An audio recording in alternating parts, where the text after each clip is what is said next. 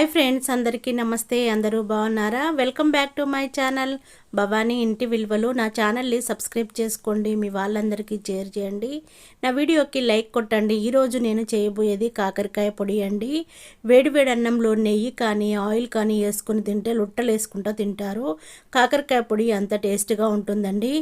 Delivery అయిన వాళ్ళకి కానీ, ఫీవర్ ఉన్న వాళ్ళు కానీ, టైఫాయిడ్ వచ్చిన వాళ్ళు కానీ, షుగర్ ఉన్న వాళ్ళు కానీ, బీపీ ఉన్న వాళ్ళు కానీ ఎవరైనా చేసుకొని తినచ్చండి. కాకరకాయ పొడి ఇలా చేసుకొని తినండి, చాలా టేస్ట్గా ఉంటుంది కాకరకాయ పొడి మాత్రము. కాకరకాయలను నేను 4 days అవుతుంది తీసుకొచ్చి, కాస్త రెడ్గా తయారయ్యాయి. కాకరకాయలను మంచిగా కడిగి తలా తోకలుగా తీసేసి రౌండ్గా కట్ చేసుకోవాలి. స్టవ్ వెలిగించుకొని ఆయిల్ని పెట్టేసుకోవాలి. నేను దొండకాయ 65 చేశాను. అదే ఆయిల్లో ఇప్పుడు పల్లీలను ఫ్రై చేస్తున్నాను.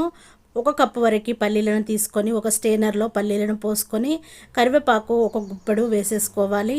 మంచిగా ఫ్రై చేసుకొని పక్కన పెట్టేసుకోవాలి.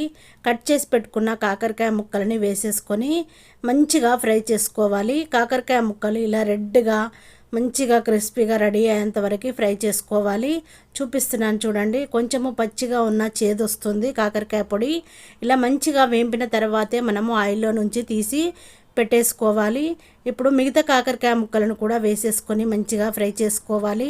చూపిస్తున్నాను చూడండి. మొత్తము అన్నీ ఇలా వేంపుకొని ఫ్రై చేసి పెట్టుకున్న కాకరకాయ ముక్కలు మిక్సీ కప్పులో వేసేసుకోవాలి. నేను 2 సార్లు వేసేస్తున్నాను, అన్నీ ఒకేసారి రావట్లేదు. 1 గుప్పెడు వెల్లుల్లిపాయలను తీసుకోవాలి, పొట్టు లేకుండానే వేసేసుకోవాలి. 2 స్పూన్ల వరకు కారం పొడిని వేసుకోవాలి. 1 స్పూన్ వరకు ఉప్పుని వేసేసుకోవాలి. మొత్తము మిక్సీ పట్టేసుకోవాలి. ఇలా గ్రైండ్ చేసుకోవాలి. చూడండి, రెండోసారి కూడా వేసి చూపిస్తున్నాను.